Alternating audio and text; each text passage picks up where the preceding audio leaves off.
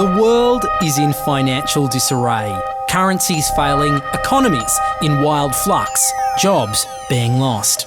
But what if you could build an entirely new economy, one specifically designed for the digital realm?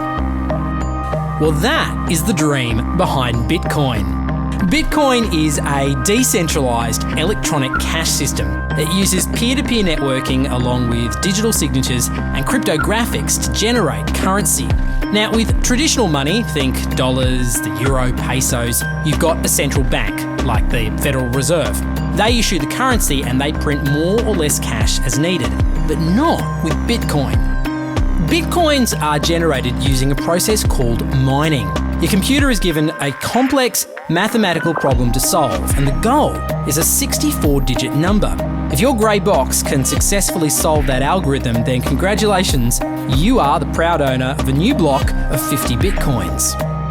The network automatically adjusts the difficulty of mining so that 50 Bitcoins are created roughly every 10 minutes. The reason they call it mining is because there's a set number of Bitcoins that can ever be mined in the system. There's only 21 million Bitcoins that will ever be created in total. You can't just print off cash like they do in the real world. You're digging it out of the system like precious metals from some mathematical mine. Right now, a Bitcoin is roughly worth $70 US. Last year, miners generated the equivalent of $16.7 million worth of Bitcoins, and we're only halfway down the mine shaft with over 10 million Bitcoins unearthed already. Like any economy, you don't want too much too fast because then the value of your currency drops, or so slow that your economy grounds to a halt. It's designed to be a self-stabilising economy.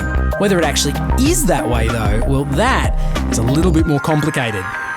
Welcome to the exchanges. These exchanges allow people to buy and sell Bitcoins with each other. The largest Bitcoin exchange is Mt. Gox. And it's here that you can purchase Bitcoins using local currencies. You can even store Bitcoins too. Mind you, that can be a bit risky. Hackers have, on occasion, dangerously destabilised these exchanges. Bitcoin is also the currency that fuels what's known as the dark web. Using software called Tor, you can hide your identity online and access the digital marketplace they call the Silk Road, where sellers flog illegal drugs like LSD, heroin and marijuana. Buyers conduct all transactions using Bitcoin. The influence of Bitcoin is growing. WikiLeaks and WordPress will accept Bitcoin as cash. Even the ideas behind Bitcoin are already changing the way people think about cash. The Royal Canadian Mint have just launched Mint Chip, an electronic currency backed by the Canadian government that borrows a lot from the philosophy of Bitcoin.